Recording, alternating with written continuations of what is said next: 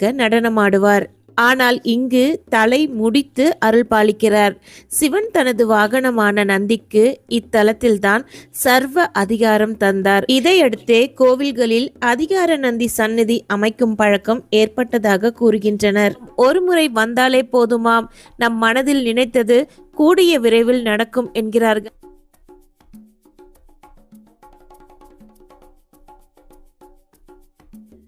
மேட்டுப்பாளையம் வனபத்ரகாளியம்மனை தரிசனம் பண்ணிட்டு கோவிலுக்கு அருகிலேயே பவானி ஆறு பாய்ந்தோடும் அழகிய காட்சி. இந்த மாலை வேளையில கொஞ்ச நேரம் இந்த இடத்துல டைம் ஸ்பெண்ட் பண்ணிட்டு அப்படியே நாங்க கோயம்புத்தூர் துடியலூருக்கு அருகில் வடமதுரை என்னும் பகுதியில் சாலை ஓரமாகவே அமைந்துள்ள அருள்மிகு விருந்தீஸ்வரர் திருக்கோவிலுக்கு வந்திருக்கோம். இந்த கோவிலை பற்றின முழு விவரங்களை இந்த வீடியோல தெரிந்து கொள்ளலாம். ஆழ்கடல் வேடனின் அன்பு வணக்கங்கள். இங்கு ஈசன் சுயம்பு மூர்த்தியாக அருள்பாலிக்கிறார். பங்குனி மாதம் 17ஆம் தேதியில் சூரியன் விருந்தீஸ்வரர் மீது தன் ஒளிக்கதிர்களை வீசி வழிபாடு செய்கிறார். சாதாரணமாக எல்லா சிவாலயங்களிலும் நடராஜர் ஜடாமுடி விரிந்து கிடக்க நடனமாடுவார். ஆனால் இங்கு தலை முடித்து அருள் பாலிக்கிறார். சிவன் தனது வாகனமான நந்திக்கு இத்தலத்தில்தான் சர்வ அதிகாரம் தந்தார். இதையடுத்தே கோவில்களில் அதிகார நந்தி சந்நிதி அமைக்கும் பழக்கம் ஏற்பட்டதாக கூறுகின்றனர். மிகவும் பழமையான இத்தலம் கணேஸ்வரம், அகஸ்தியநல்லூர், கந்தமாபுரி என 3 யுகங்களிலும் அழைக்கப்பட்டது. கோவிலில் உள்ள கல்வெட்டின்படி 7ஆம் நூற்றாண்டில் குலோத்துங்க சோழன் காலத்தில் நிறுவப்பட்டது என தெரிகின்றது. நம்ம குடும்பம் ஈசனை தரிசனம் பண்ண அன்னைக்கு இந்த குழந்தைக்கு பிறந்த நாள். அவருக்கு பிறந்தநாள் வாழ்த்துக்கள் தெரிவித்துக் கொள்கிறோம். இப்ப நம்ம இத்தல வரலாற்றை தெரிந்து கொள்வோம். நால்வரில் ஒருவரான சுந்தரர் சிவாலயங்கள் தோறும் சென்று வழிபட்டு வந்தார்.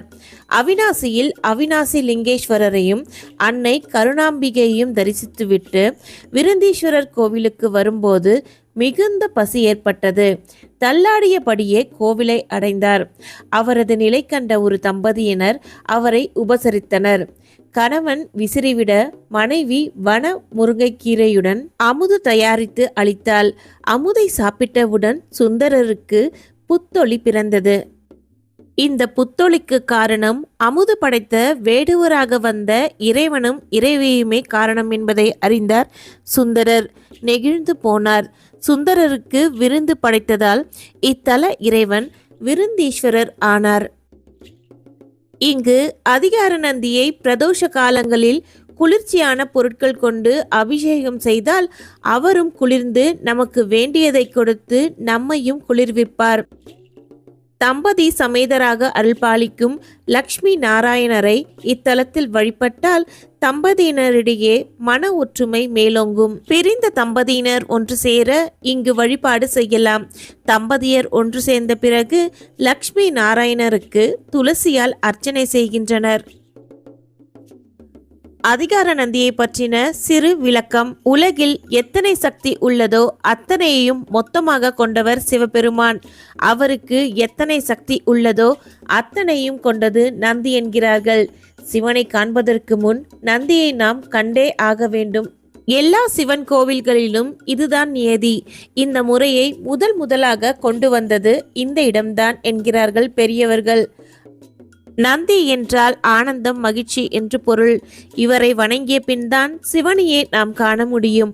அப்படிப்பட்ட நந்தியின் அனுமதி கிடைத்தால் நாம் சிவனை அடைந்து வேண்டுதலை முன்வைக்கலாம். இக்கோவிலின் நந்தியிடம் நாம் நேரடியாகவே கோரிக்கை வைக்கலாம்.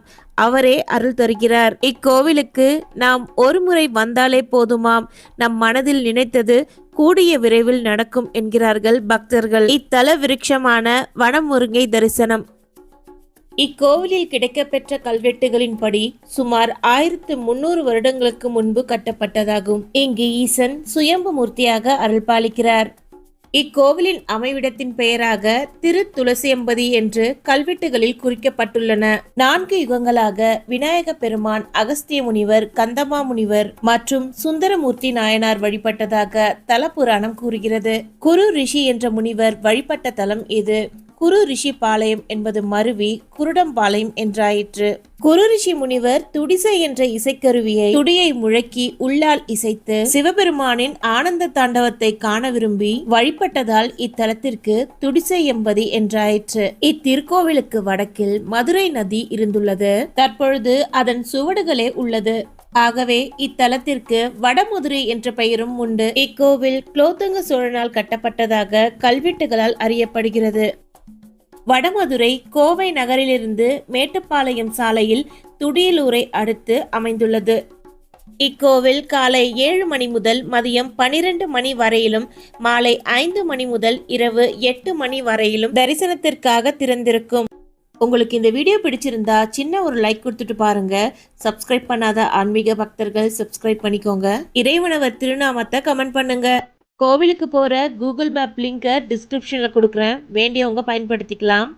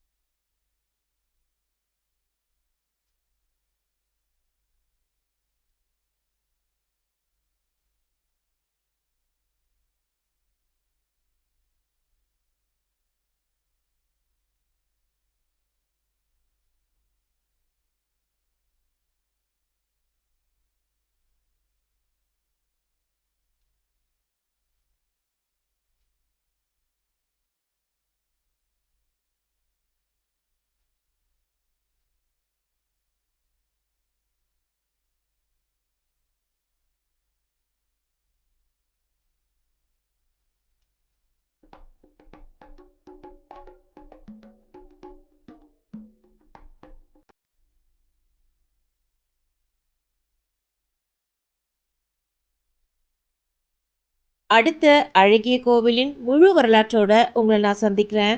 திருச்சிற்றம்பலம். தென்னாட்டுடைய சிவனே போற்றி, என் நாட்டவர்க்கும் இறைவா போற்றி. நன்றி.